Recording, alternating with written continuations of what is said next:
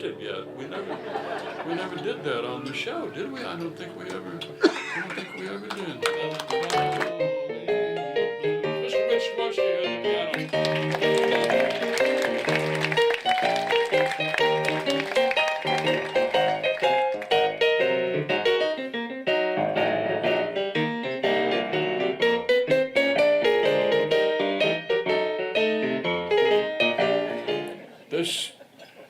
This all occurred to me as a real possibility that I might put my tongue on a clothes pole.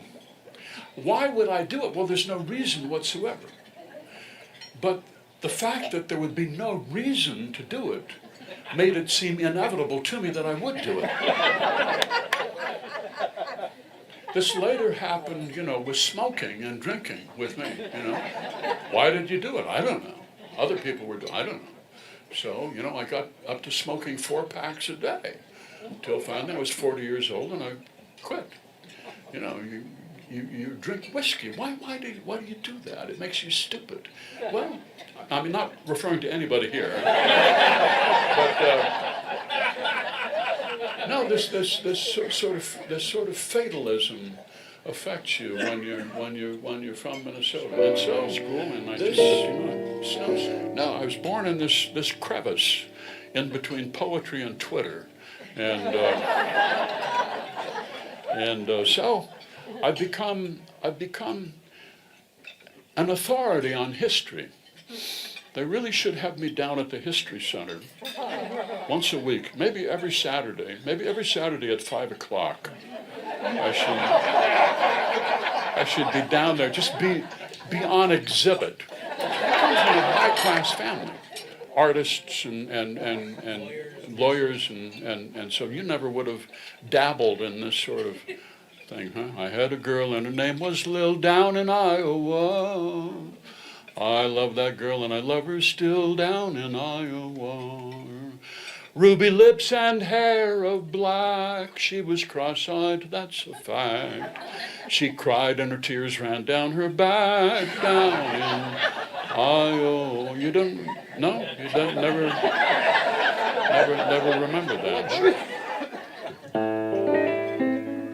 But my grandmother, who was a school teacher in the Anoka School District, long ago, used to sing me to sleep at night with a song about the small children who were lost in the blizzard.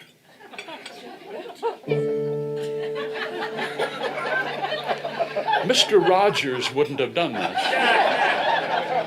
Christine was the tallest girl in the 12th grade, tall with dark hair tied up in a tight French braid. She was the only girl I knew who read Albert Camus, and for that very reason I did too.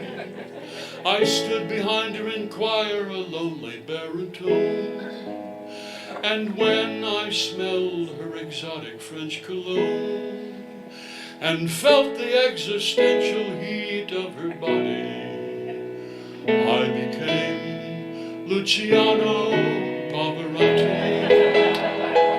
A Prairie Home Companion started out in 1974. It started out at Walker Arts Center, and so it was hip at the beginning.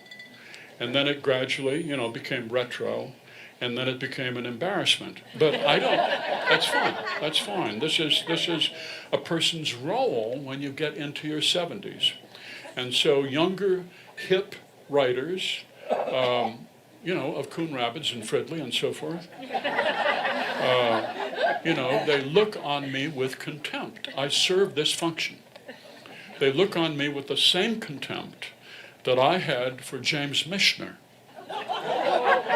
when I was an arrogant English major at the University of Minnesota, and still operating under the illusion that I was gifted and not simply at the functioning end of the spectrum.